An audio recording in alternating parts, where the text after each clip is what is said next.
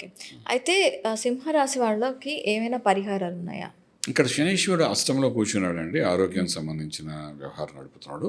అలాగే రాహువు కూడా మనకు ఏడేంటోని లగ్నంలో కేతు ఉన్నాడు. ఒకటేంటి మనం తీసుకున్న నిర్ణయము, మన క్యారెక్టర్ 2 వేరండి ఇక్కడ సింహరాశి వారికి ఈ సంవత్సరం.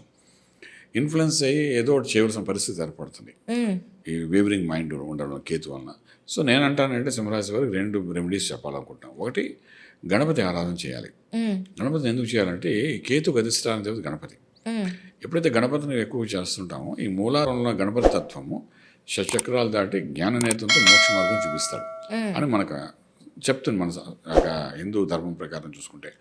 సో ఇప్పుడు ఈ మనిషిలో ఏమైనా ఆలోచన ఉంటే దానికి ఒక ఫ్రేము, ఒక సిస్టంలో అది బయట పెట్టి దాన్ని ఇంప్లిమెంట్ చేయడానికి ప్రయత్నం చేస్తాడు గణపతి. సో వేవరింగ్ మైండ్లో ఉండి కన్ఫ్యూజన్లో ఉన్నప్పుడు ఏంటంటే దాన్ని ఒక మార్గంలో తీసుకొచ్చే పరిస్థితి గణపతి చేస్తాడు. కాబట్టి గణపతి మంత్రాన్ని సాధన చేయాలి వీళ్ళు. మంత్రాన్ని రోజు ఇంత సంఖ్యను చేసుకుని వెళ్తే ఈ కేతు యొక్క ఇన్ఫ్లుయెన్స్ వీడి మీద ఉంది కాబట్టి తగ్గుతుంది. ఇంకో అష్టంలో శనీశ్వరుడు కూర్చున్నాడు.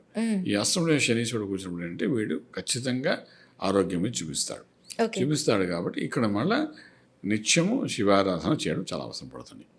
ఈ రెండింటినీ హ్యాండిల్ చేసుకుంటూ కానీ ముందుకు వెళ్ళగలిగితే హెల్త్ ఇష్యూస్ రావు. తర్వాత నిర్ణయానికి ఒక బలము పెరుగుతుంది, ఒక నేము ఫేమ్ కూడా రావడానికి అవకాశం ఉంటుంది. ఈ సంవత్సరం సింహరాశి వారికి చిన్న చిన్న అవార్డులు కూడా వస్తాయండి. అవార్డులు, రివార్డ్స్ కూడా అంటే ఎవరి లెవెల్ ప్రకారం వాడికి. ఫర్ ఎగ్జాంపుల్ మీడియా రంగంలో ఉంటే అందులో ఒక అవార్డు రావడం, లేదంటే బిజినెస్లో ఉంటే బిజినెస్ వచ్చిన అవార్డు రావడం నేమ్ ఫేమ్తో, ఇలాంటివన్నీ జరిగే అవకాశాలు ఈ సంవత్సరం బాగానే చెప్పగలుగుతాం. శుభం బియాదు.